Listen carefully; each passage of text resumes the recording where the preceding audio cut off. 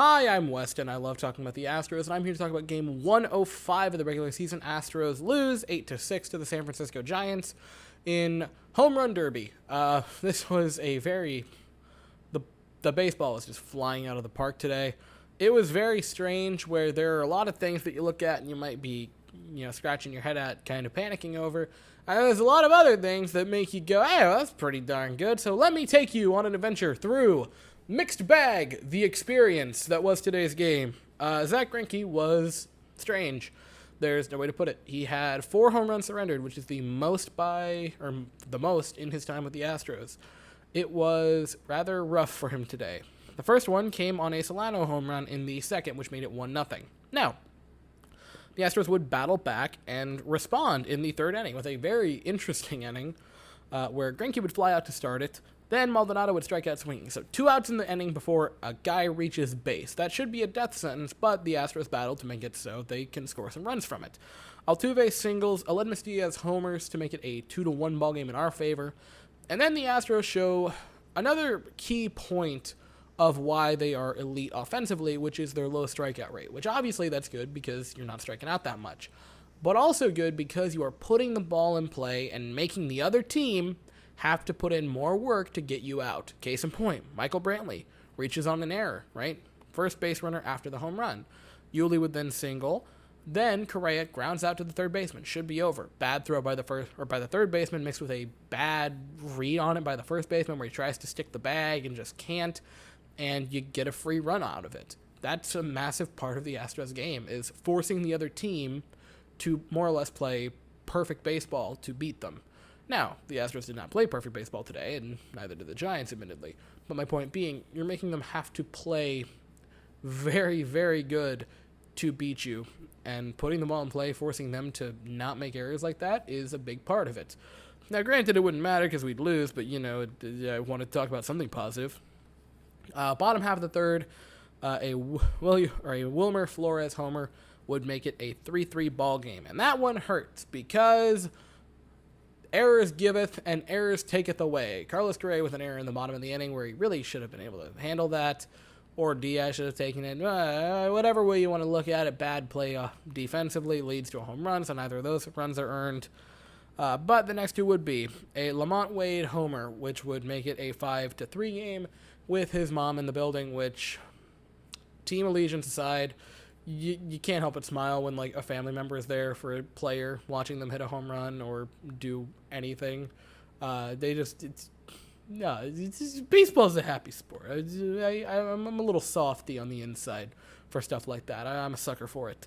Then the fifth inning would come up, and then Aledmys Diaz said, "Hey, Jose, that was neat what you did last night. Mind if I do the same thing?" Boom, home run, 5-4, starting to make it close, make it competitive. And then after that, Brantley gets on base. I believe it was via a walk, if I'm not mistaken. Yes, it was. And Yuli doubles. Brantley on his horse comes all the way around to score, ties it at 5. Great, right? We're good. Bottom of the fifth. Greinke goes up, home run to Ruff. That's not ideal. 6-5 ball game. They take the lead. Then we bring in Motton, our new acquisition from yesterday for Miles Straw.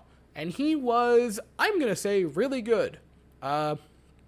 It was a very strange outing, just simply because I think everyone found out today, in real time, why his ERA is high, and it's because the guy is super, super unlucky, right? His first inning worked with the Astros, or for the Astros. Gets the first guy to strike out, great.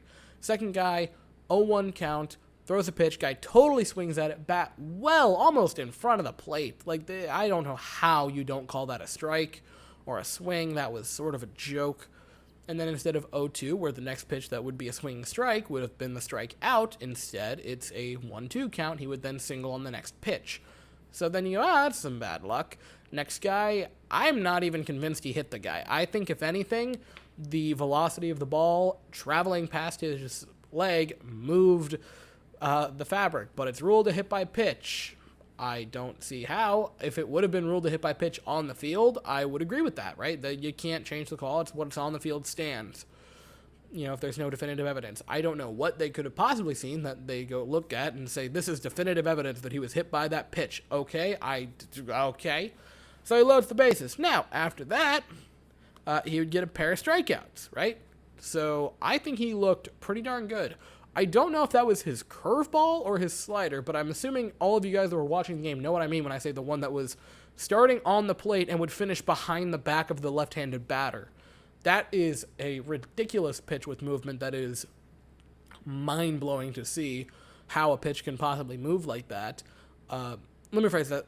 That can move like that on purpose. I can make a pitch do that. It's just, completely dumb luck. But that thing, about 77 miles an hour, it was just falling off a table for him. So he looked like a very interesting acquisition. That was a pretty impressive inning for him overall. Then after that, the Astros strike back. Maldonado, homers, right? 6-6. And that would be the end of the fun time for the Astros because Blake Taylor comes in. He gives up a couple of base runners. I believe, yes, it was Javier, after he fills in for Taylor, gives up a single. That made it a 7-6 ball game. And then in the 8th, Mike Yastrzemski would homer off of Yimi Garcia to make it an 8-6 ball game. Now, the pitching lines are weird, right? Zach Greinke, 4 innings of work, 4 earned runs, 6 total, 4 strikeouts, but 4 home runs. It was a very strange game by Zach Greinke, and I'm not going to just defend him blindly. It wasn't the best. It was a home run derby off the guy, and it sucks because I really like Zach Greinke. But that's just what it was. There's no real other way to put it. Maton looked fantastic, I thought. He loaded the bases with 1 out, but he came back to get it. His swing and miss stuff is pretty darn nasty. I am very excited to see what he can do with some more time with Strahm out in the bullpen. Blake Taylor was not great. Christian Javier gave up 3 hits, but struck out 4 in his inning in the 3rd, which, if you're doing the math, is all 4 outs. So that was pretty impressive. And Yimi Garcia did give up a home run to Mike Yastrzemski, but it was on a ball that's like a 50-50 ball or strike call at the bottom of the zone. That was a slider, just waiting for it to break. So it wasn't necessarily like this terrible pitch where he just left a hanging curveball in the middle of the zone and he hit it like a meatball. It wasn't that by any means. It was a good pitch in theory. I liked the call to go with the slider there, especially in that location. It just didn't end up working out. And Yastrzemski, who's a pretty darn good hitter and is really, if I'm not mistaken, starting to... the batting average on there, but the home runs is solid player overall. OPS is pretty decent. He just went down and got it. It was more so a impressive home run by Yastrzemski than a bad pitch for Yimi Garcia, in my opinion. Offensively, there's a lot to be optimistic about. You scored 6 runs. That usually is going to win you games. This is one of the unfortunate ones that didn't.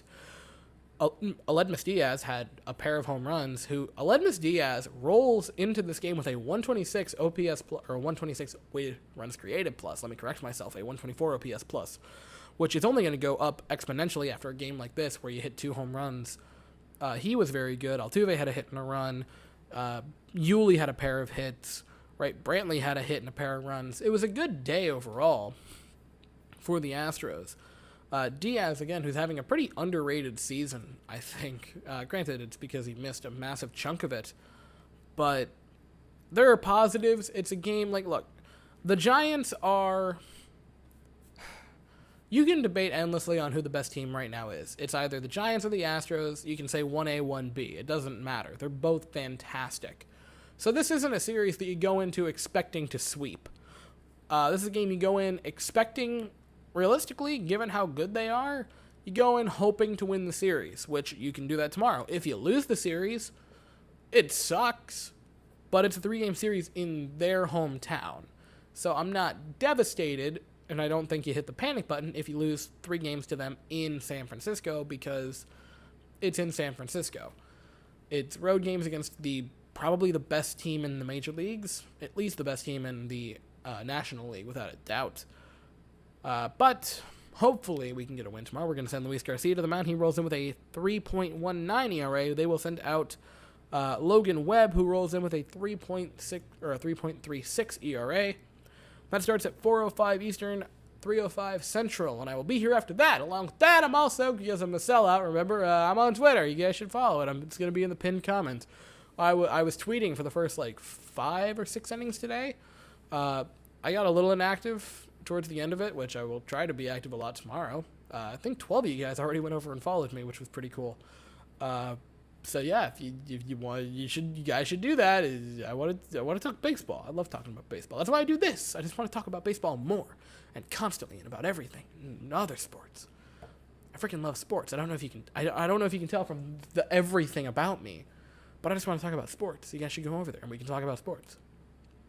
Anyway, that is it for today. Again, I'll be here tomorrow night after that one. So thank you all so very much for watching. I hope you all have an absolutely fantastic day, and as always, go Astros.